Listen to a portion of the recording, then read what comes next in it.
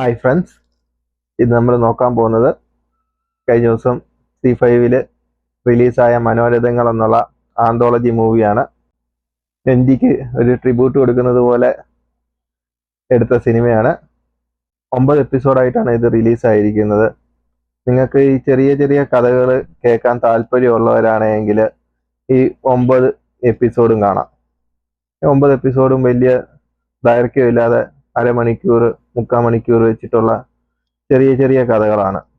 ഇതിൽ എടുത്തു പറയാനെ കൊണ്ട് അങ്ങനെ പ്രത്യേകിച്ചൊന്നുമില്ല. ഇതിലെ കഥകളായാലും എല്ലാം ഒരു നോർമൽ അനുഭവം നമുക്ക് തരുന്നുണ്ട്. പിന്നെ എടുത്തു പറയേണ്ടത്, ഇതിലെ ഫസ്റ്റ് എപ്പിസോഡ് ഞാൻ റിലീസായി ആ സമയം തന്നെ രാത്രി കണ്ട് തീർത്തിട്ടാണ് ഉറങ്ങിയത്. കാരണം ലാലേട്ടനുണ്ട്, പിന്നെ പ്രിയദർശന് സംവിധാനം ചെയ്ത് അതുകൊണ്ട് കാണണമെന്നൊരു ആഗ്രഹം ഉണ്ടായിരുന്നു. കണ്ടു, അത് നല്ല എനിക്ക് ഇഷ്ടപ്പെട്ടു. ഏറ്റവും കൂടുതൽ ദൈർഘ്യമുള്ള 2 എപ്പിസോഡുകളിൽ ഒരു എപ്പിസോഡാണിത്. ഏറ്റവും ദൈർഘ്യം കൂടിയ 2 എപ്പിസോഡുകളിൽ ഒരു എപ്പിസോഡ് ഇതും, പിന്നെ ഉള്ളത് കടൽക്കാറ്റും.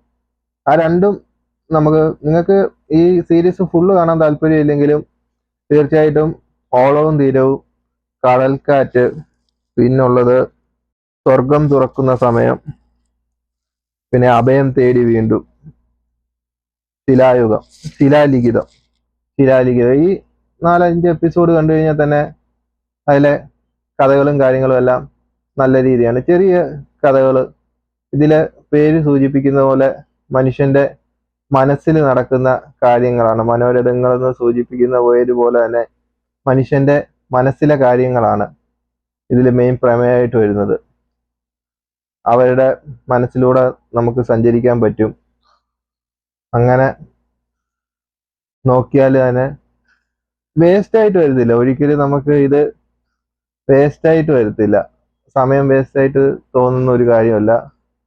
പിന്നെ എല്ലാവരും ഈ വീഡിയോ കണ്ട് ലൈക്ക് ചെയ്യുക, കമന്റ് ചെയ്യുക, സബ്സ്ക്രൈബ് ചെയ്യുക. ഇവിടെ ഒരുപാട് പട്ടിത്തെണ്ടി നാരിച്ചെറ്റകളുണ്ട് ഗൈസ്. അതുകൊണ്ട് ഞാൻ വേറെ വീഡിയോ എടുക്കാം ഗൈസ്. ബൈ. നീ എവിടെ പരിപാടി അവതരിപ്പിച്ചാലും ഇത് തന്നെയാണല്ലോ നിന്റെ വിധി.